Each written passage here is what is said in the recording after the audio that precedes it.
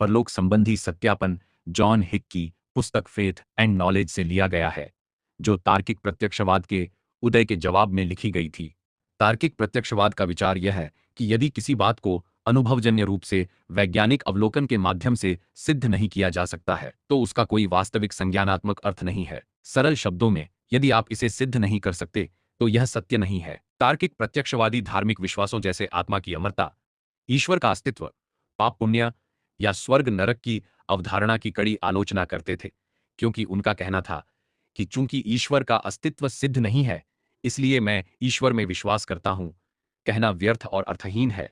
यह सिद्धांत कहता है कि ईसाई विश्वास जैसे दावे इस दुनिया में तो अस्पष्ट हैं, लेकिन जॉन हिक इससे असहमत थे और उन्होंने अपनी पुस्तक स्वर्गीय नगरी का दृष्टांत पर कार्य करना शुरू किया, जिसमें उन्होंने यह बताया कि धार्मिक विश्वास के मृत्यु के बाद के जीवन में सत्यापित हो सकते हैं।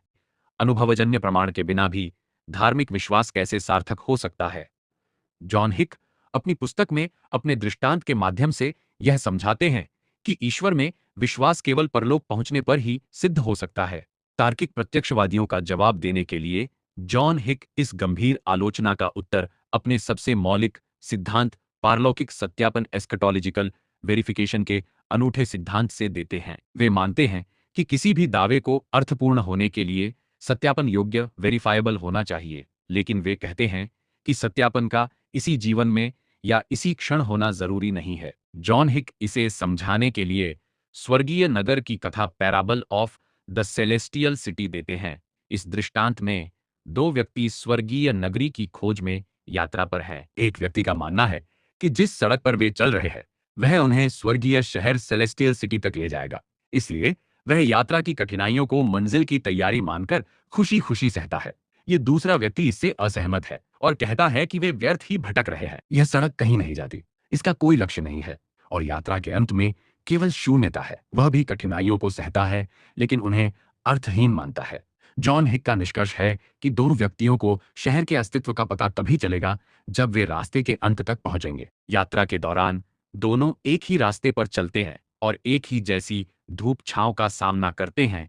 इस दुनिया का अनुभव यात्रा के बीच में कोई भी वैज्ञानिक प्रयोग यह साबित नहीं कर सकता कि कौन सही है।